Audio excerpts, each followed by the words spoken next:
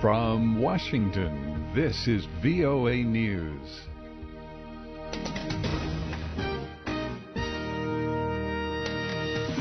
World leaders react to reports of an Israeli attack on Syria. More than a dozen people are dead following a riot in Bangladesh. I'm David Forrest reporting from Washington. A Syrian activist group says Israeli airstrikes on a large military complex near Damascus Sunday killed at least 42 Syrian soldiers. The Britain-based Syrian Observatory for Human Rights says the count is based on information from sources inside Syrian military hospitals. The Syrian government has not released a death toll. Anonymous intelligence sources in the Middle East said Israel targeted highly accurate Fatah 110 guided missiles shipped from Iran and stored in a warehouse at Damascus International Airport. Scott Bobb is covering the story. It would appear that they were targeting advanced weapons, missiles or anti-aircraft missiles that was felt were being delivered eventually to Hezbollah, the Lebanese militant movement. Israel is also concerned about any chemical weapons reaching Hezbollah or other militant groups in the region, but this does not appear to have been a chemical weapons issue. Scott Bobb. A member of the United Nations panel investigating possible human rights abuses in Syria says there are strong suspicions that rebels opposed to President Bashar al-Assad have used chemical weapons. Carla Del Ponte told a Swiss television station late Sunday. According to testimony from victims and doctors, fighters from the opposition used sarin gas. Violence between Bangladeshi security forces and Islamic hardliners have killed at least 15 people in and around the capital Dhaka since Sunday. Aru Pandey has more. Police worked Monday to clear Bangladesh's capital of any remaining protesters, a day after tens of thousands of members of the radical Islamic group Hezbollah took to the streets. Islamists blocked roadways and fought with police late Sunday while shouting, "God is great," and calling for the Awami League-led government to enact stronger Islamic policies.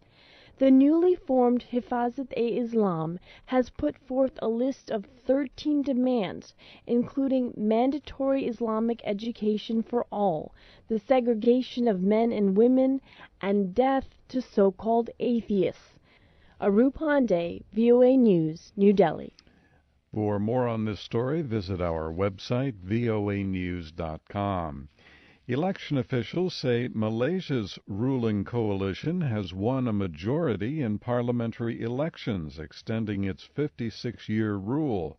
Final results from Sunday's election show Prime Minister Najib Razak's National Front coalition capturing 133 of Malaysia's 222 legislative seats, 89 for the opposition's three-party alliance. The results show a decrease of several seats for the ruling coalition.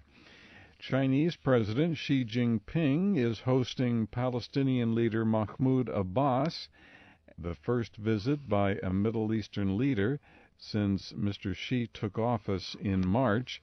After a welcoming ceremony today, the two leaders walked into a meeting room in the Great Hall of the People. Officials say they discussed bilateral ties as well as international and regional issues of common concern. South Korean President Park Geun-hye is in New York today. She's there for talks with United Nations Secretary General Ban Ki-moon. The meeting with the South Korean-born UN chief is the first in a series of high-level sessions President Park has scheduled on a 5-day visit to the United States. Violence broke out today between troops on the Pakistan-Afghanistan border. Afghan officials said the fight broke out after Pakistani troops returned to a site claimed by both sides. It is not clear whether there were any casualties in the fighting. A Kenyan court has sentenced 2 Iranians to life in prison on terrorism charges, including possessing explosives allegedly used for bomb attacks against Western and Israeli targets.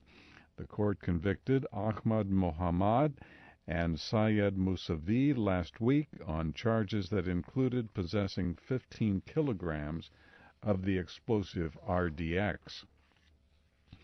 At least 8 Somalis were killed Sunday in the capital Mogadishu after a suicide bomber rammed his car into a convoy carrying a delegation from Qatar. Officials say the Qataris who were traveling in the Interior Minister's convoy were not hurt, but proceeded to their hotel. On Wall Street, U.S. stock indexes are mixed.